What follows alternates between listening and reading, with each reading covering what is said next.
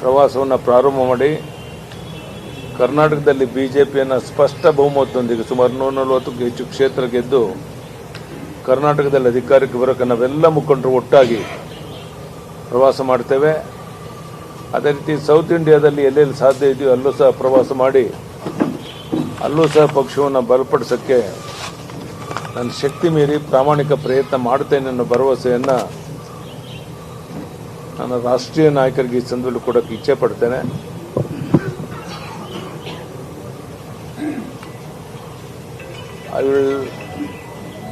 I would like to thank Prime Minister Narendra Modi ji, Honorable All India President Nadda ji, and also our Home Minister Amit Shah ji for appointing me as member of the Bharatiya Janata Party, and also parliamentary board. Bharatiya Janata Party's parliamentary board and the Central Election Committee. So far, I worked for the party without any expectations.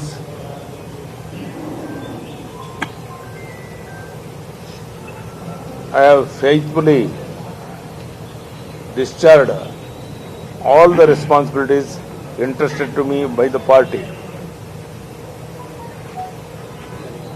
I will faithfully discharge the responsibilities entrusted to me by the party now also.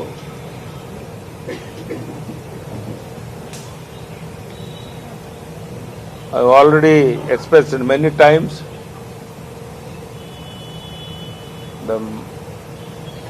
that my aim is to bring the party back to power in Karnataka state in 2023 assembly elections. With all our leaders, I will tour in the state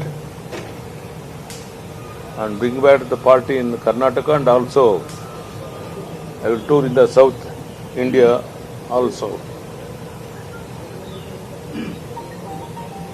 I will work for the organization of the party till my last breath. Thank you. ಧನ್ಯವಾದ. Sir, ಯಡಿಯೂರಪ್ಪನವರಿಗೆ ಪಕ್ಷದಲ್ಲಿ 75 ವರ್ಷ ತುಂಬುವಂತವರಿಗೆ ಮಾರ್ಗದರ್ಶನ ಮಂಡಳಿ ಕಳಿಸ್ತಾರೆ. ಯಡಿಯೂರಪ್ಪನವರಿಗೆ ಸ್ಥಾನಮಾನ ಕೊಟ್ಟಿದೆ. ಇದು ಉದ್ದೇಶ ಏನು? ಪಾರ್ಟಿ ಉದ್ದೇಶ ಏನು? ಅಥವಾ ಯಡಿಯೂರಪ್ಪನವ್ರನ್ನ ಸಕ್ರಿಯಗೊಳಿಸಬೇಕು ಅಂತಾನೆ, ಅಥವಾ ಯಡಿಯೂರಪ್ಪನವ್ರು ಸಕ್ರಿಯವಾಗಿ ಉಳಿಸ್ತಾ ಇದ್ರೆ ಕಷ್ಟ ಅಂತ ಸಂದೇಶ, ಯಾವ ಸಂದೇಶ ಕೊಡ್ತೀವಿ sir party high command? The party high command, ನಾನು ಹಿಂದೇನೂ ಹೇಳಿದ್ದೇನೆ, ಎಲ್ಲ ರೀತಿಯ ಸ್ಥಾನಮಾನಗಳನ್ನು ಕೊಟ್ಟಿದೆ. ಯಾವುದರಲ್ಲೂ ನನ್ನ ಕೊರತೆ ಆಗಿರಲಿಲ್ಲ. ಈಗ ಒಬ್ಬ ಸಾಮಾನ್ಯ ಕಾರ್ಯಕರ್ತರಂತೆ ರಾಜ್ಯದಲ್ಲಿ ಓಡಾಟ ಮಾಡಬೇಕು ಅಂತಿದ್ದಂಥ ಈ ಸಂದರ್ಭದಲ್ಲಿ ಈಗಾಗಲೇ ಕಾರ್ಯಕ್ರಮಗಳು ಪ್ರಾರಂಭ ಆಗಿದೆ ಓಡಾಟದ್ದು.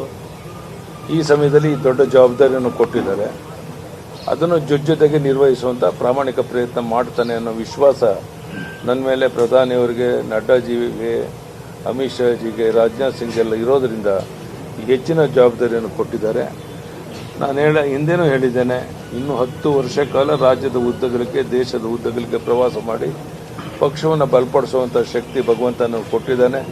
ನನ್ನ ಕೈಕಾಲು ಗಟ್ಟಿ ಇರೋವರೆಗೂ ಪಾರ್ಟಿಯನ್ನು ಬೆಳೆಸೋದಕ್ಕೆ ನನ್ನ ಶಕ್ತಿ ಮೀರಿ ನಮ್ಮೆಲ್ಲ ಮುಖಂಡರ ಜೊತೆ ಸೇರಿಕೊಂಡು ಪ್ರಾಮಾಣಿಕ ಪ್ರಯತ್ನ ಮಾಡ್ತೇವೆ. ಕರ್ನಾಟಕದಲ್ಲೂ ಸಹ ಬಸವರಾಜ ಬೊಮ್ಮಾಯಿ ಅವರು ಮುಖ್ಯಮಂತ್ರಿಗಳಾಗಿ, ಸಚಿವ ಸಂಪುಟದ ಸದಸ್ಯರು ಎಲ್ಲರೂ ಸೇರಿ ಇಷ್ಟು ಒಳ್ಳೆಯ ಕೆಲಸವನ್ನು ಮಾಡ್ತಿರ್ಬೇಕಾದ್ರೆ, ಅಭಿವೃದ್ಧಿ ಕಾರ್ಯದ ಕಡೆ ಇಷ್ಟು ಹೆಚ್ಚು ಒತ್ತು ಕೊಡ್ತಿರ್ಬೇಕಾದ್ರೆ, ಕರ್ನಾಟಕದಲ್ಲಿ ಬಹಳ ಮುಖ್ಯವಾಗಿ ನೀರಾವರಿ ಯೋಜನೆಗೆ ಇಷ್ಟೊಂದು ಆದ್ಯತೆಯನ್ನು ಕಾರಜೋಳ ಅವರು, ನಮ್ಮ ಅಧ್ಯಕ್ಷರು, ಮುಖ್ಯಮಂತ್ರಿಗಳು, ಉಳಿದೆಲ್ಲ ಮುಖಂಡರು ಕೊಡ್ತಿರ್ಬೇಕಾದ್ರೆ ಕರ್ನಾಟಕದಲ್ಲಿ ನಮಗೇನೂ ಕೊರತೆ ಇಲ್ಲ.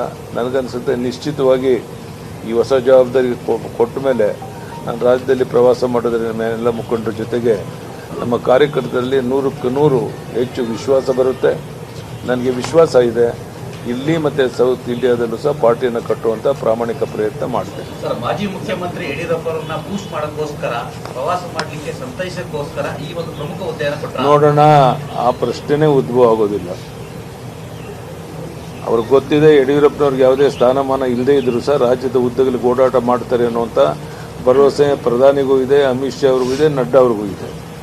ಈಗ ಹೆಚ್ಚುವರಿ ಜವಾಬ್ದಾರಿಯನ್ನು ಕೊಟ್ಟಿರೋದ್ರಿಂದ ಅದನ್ನು ಅತ್ಯಂತ ಪ್ರಾಮಾಣಿಕವಾಗಿ ಅದನ್ನು ಸ್ವೀಕಾರ ಮಾಡಿ ನಿಷ್ಠೆಯಿಂದ ಆ ಜವಾಬ್ದಾರಿಯನ್ನು ನಿರ್ವಹಿಸಬೇಕು ಅನ್ನುವಂಥದ್ದು ಅವರ ಅಪೇಕ್ಷೆ ಇದೆ.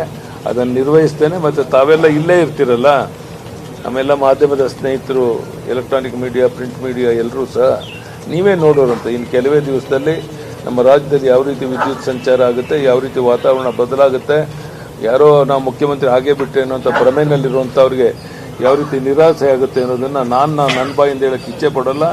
ಜನನೇ ಅದಕ್ಕೆ ಉತ್ತರ ಕೊಡ್ತಾರೆ. ನಾನು ರಾಜ್ಯದಲ್ಲಿ ನಮ್ಮ ಎಲ್ಲ ಮುಖಂಡರ ಜೊತೆಗೆ ಮುಖ್ಯಮಂತ್ರಿ ಪ್ರವಾಸ ತಕ್ಷಣ ಪ್ರಾರಂಭ ಮಾಡ್ತೇವೆ. ಪಕ್ಷವನ್ನು ಬಲಪಡಿಸೋಕ್ಕೆ ಒಳ್ಳೊಳ್ಳೆ ನಮ್ಮ ನಾಯಕತ್ವ ಇದೆ, ಕಾರ್ಯಕರ್ತರು ಇದ್ದಾರೆ, ಮುಖಂಡರು ಇದ್ದಾರೆ.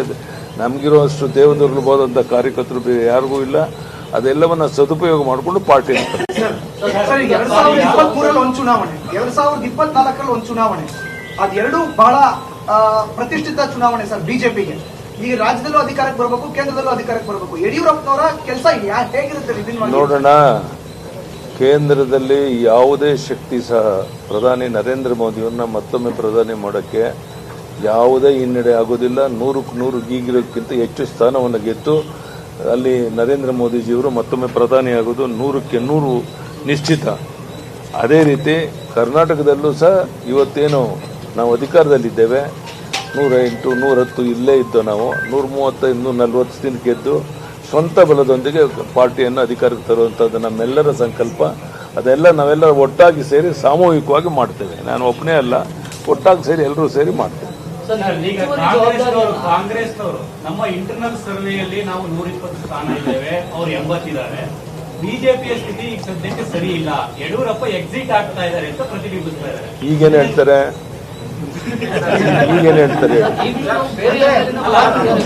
ಪಕ್ಷ ಈಗ ನಿಮ್ಗೆ ಜವಾಬ್ದಾರಿ ಕೊಟ್ಟು ನೋಡೋಣ. ಇದಕ್ಕೆಲ್ಲ ನೀನು ಹೇಳೋ ಪ್ರಶ್ನೆಗೆ ಉತ್ತರ ಯಾವುದು ಅಂದರೆ, ನಾವು ಪ್ರವಾಸ ಮಾಡುವಂಥ ಸಂದರ್ಭದಲ್ಲಿ ಯಾವ ರೀತಿ ಜನಬೆಂಬಲ ಸಿಗುತ್ತೆ ಅನ್ನೋದನ್ನು ನೀವೇ ಮಾಧ್ಯಮದ ಸ್ನೇಹಿತರು ನೋಡ್ತೀರಾ. ಆವಾಗಲೇ ನಿಮ್ಗೆ ಅರ್ಥ ಆಗುತ್ತೆ ಯಾವ ರೀತಿ ಬದಲಾವಣೆ ಆಗಿದೆ ಕರ್ನಾಟಕದಲ್ಲಿ ಏನು ಅಂತ. ಯಡಿಯೂರಪ್ಪನವರಿಂದ ಮಾತ್ರ ಸಾಧ್ಯ ಅಂತ ಸಂದೇಶ ಕೊಟ್ಟಿದ್ದಾರೆ ಸರ್. ಯಡಿಯೂರಪ್ಪ ಒಬ್ಬನೇ ಅಲ್ಲ, ನಾವೆಲ್ಲ ಸಾಮೂಹಿಕವಾಗಿ ಎಲ್ಲ ನಾಯಕರನ್ನು ಒಟ್ಟಾಗಿ ಸೇರಿ ಪಕ್ಷವನ್ನು ಬಲಪಡಿಸ್ತೇವೆ, ಪಕ್ಷವನ್ನು ಅಧಿಕಾರಕ್ಕೆ ತರ್ತೇವೆ ಅನ್ನೋ ವಿಶ್ವಾಸ ನನಗಿದೆ. ಜನರಿಗೂ ಈ ಸಾಮೂಹಿಕ ನೇತೃತ್ವ ಬಗ್ಗೆ ವಿಶ್ವಾಸ ಇದೆ. ಯಾರೋ ಒಬ್ಬಿಬ್ರು ಕಟ್ಟೋದಲ್ಲ ಇದು, ಎಲ್ಲರೂ ಸೇರಿ ನಮಗೆ ಎಲ್ಲಿವರೆಗೆ ಪ್ರಧಾನಿ ನರೇಂದ್ರ ಮೋದಿಯವರ ಆಶೀರ್ವಾದ ಇರುತ್ತೆ, ನಡ್ಡಾ ಅವರ ಆಶೀರ್ವಾದ ಇರುತ್ತೆ, ಅಮಿತ್ ಶಾ ಅವರ ಬೆಂಬಲ ಇರುತ್ತೆ, ಅಲ್ಲಿವರೆಗೆ ನಾವು ವಿಚಲಿತರಾಗುವಂಥ ಅಗತ್ಯ ಇಲ್ಲ. ಖಂಡಿತ ಅವರೆಲ್ಲರ ಸಹಕಾರದೊಂದಿಗೆ ಇನ್ನು ಮುಂದೆ ತಿಂಗಳಿಗೊಮ್ಮೆಯಾದರೂ ಪ್ರಧಾನಿಯವರು ಕರ್ನಾಟಕ ಬರೋಕ್ಕೆ ಪ್ರಯತ್ನ ಮಾಡ್ತಾರೆ, ಬರೋಂಗೆ ನಾವು ಮಾಡ್ತೀವಿ. ನಮ್ಮೆಲ್ಲ ರಾಷ್ಟ್ರೀಯ ನಾಯಕರು ಸಹ ಕರ್ನಾಟಕ ಕಡೆ ಹೆಚ್ಚು ಗಮನವನ್ನು ಕೊಡ್ತಾರೆ. ಸೌತ್ ಇಂಡಿಯಾದಲ್ಲಿ ಪಕ್ಷ ಕಟ್ಟಕ್ಕೆ, ಕರ್ನಾಟಕದ ಅಧಿಕಾರಕ್ಕೆ ತರಕ್ಕೆ ಎಲ್ಲ ಎಫರ್ಟ್ಸನ್ನು ನಾವು ಒಟ್ಟಾಗಿ ಸೇರಿ ಮಾಡ್ತೇವೆ.